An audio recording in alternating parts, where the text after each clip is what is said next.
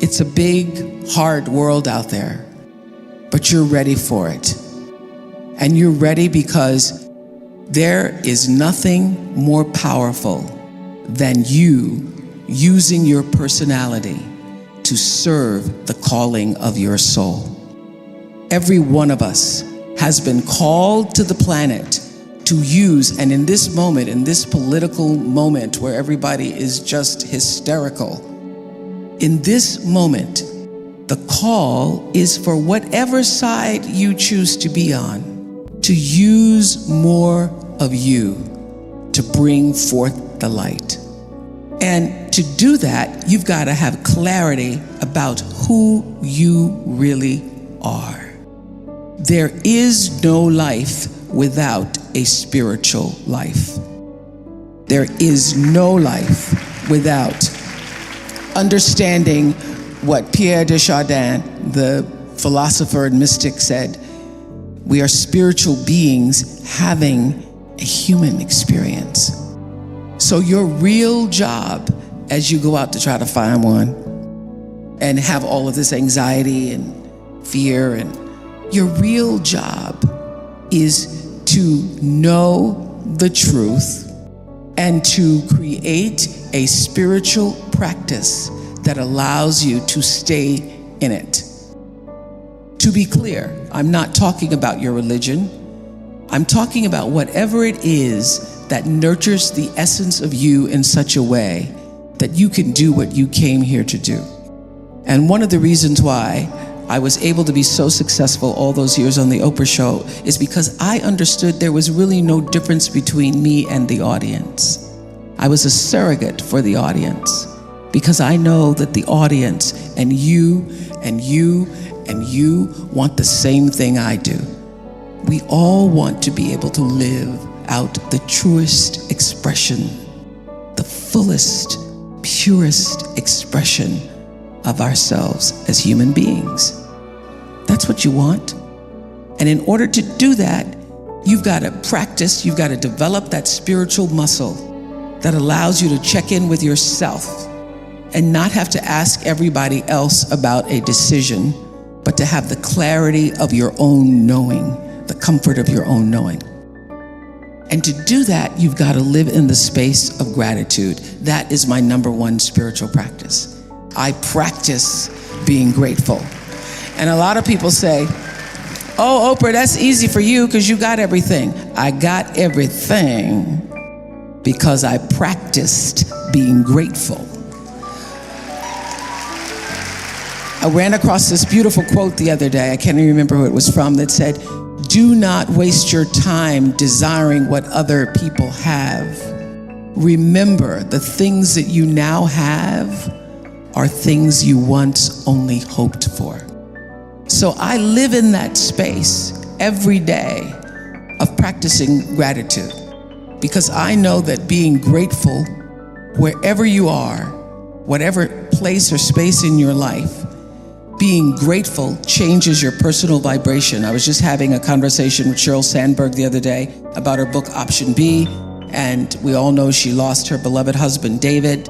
And I said, how did you get through it? And she said, by practicing gratitude. I didn't believe it at first, but I started to write down 3 things every day that I was grateful for. I said, oh, I've been doing that for years. Because when you wake up in the morning looking at the world for what you're gonna write down or what you're gonna state to yourself by the end of the day that you're grateful for, you have a different outlook on life. I'm just waiting on somebody to hold the door, see if that makes the list. Some days you only have, I'm still breathing, because life gets in the way sometimes. But practicing gratitude as a spiritual practice to evolve you, to bring you closer to the truth of knowing who you really are, is one of the most valuable things I have ever experienced. And I do it. I have journals and journals and journals and journals filled with 5 things a day. If you don't believe me, just for a moment, do this. Close your eyes, everybody in here. We're gonna do this for 5 seconds. You're gonna inhale, and on the exhale, just say, thank you. Inhale, exhale.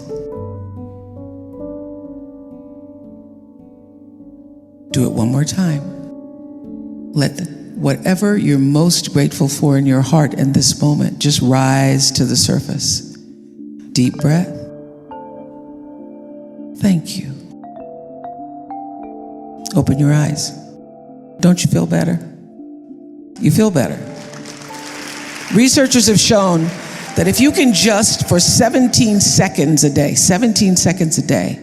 bring yourself into the space of presence and gratitude, you literally change your vibration. If you can't give yourself 17 seconds, then you don't deserve a good life.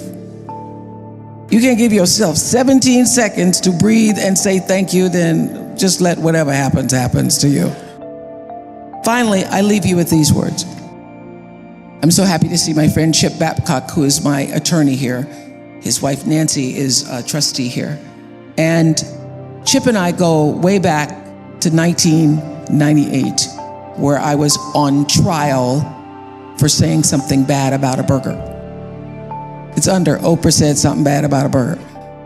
So I said something bad about a burger, and I was on trial in Texas for 6 weeks, night and day, 9 to 5, on the witness stand for days, testifying about burgers. And I was confused. I was like, I don't understand. I was a mess. I was a wreck. I forgot about intention. And I had to get myself still. It's hard to be still because the cattlemen, they wanted to take me down. Okay, so I'm on the witness stand being tried for saying something bad about a burger, and the prosecutor is saying, you, young lady, conspired to bring down the entire beef industry. Did you not? And you strategized with your team, and you came up with the idea that you were going to do everything you could to take out the cattle industry. Did you not? So I didn't. The more he was spitting on me and charging me with this really struck me. At one point he says, this young lady is a liar because she knew and deliberately tried to take my clients out. It's offensive when you're called a liar and you're not. And the more he spit and the more he railed and ranted, something happened to me in the midst of this crisis. I started to get still, which is my prayer for you. I started to get still. The crazier he got, the calmer I became. And finally, when he called me a liar, I knew in that moment, well now, that is not my truth. You can say a lot of things, but I am not a liar, and I did not conspire to take down the entire beef industry.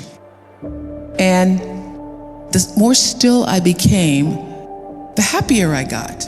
I'm in the midst of this trial. Chip can tell you, I came off the witness stand and I went, that was great.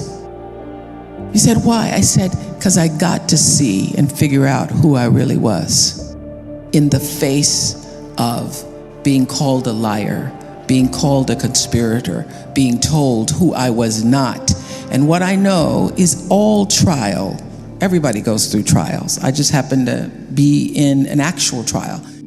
All people, if you live long enough, there's going to be a trial in your life. It may be disease, it may be jobs, it may be any number of crises that stand outside yourself to try to tell you who you are. Are you not?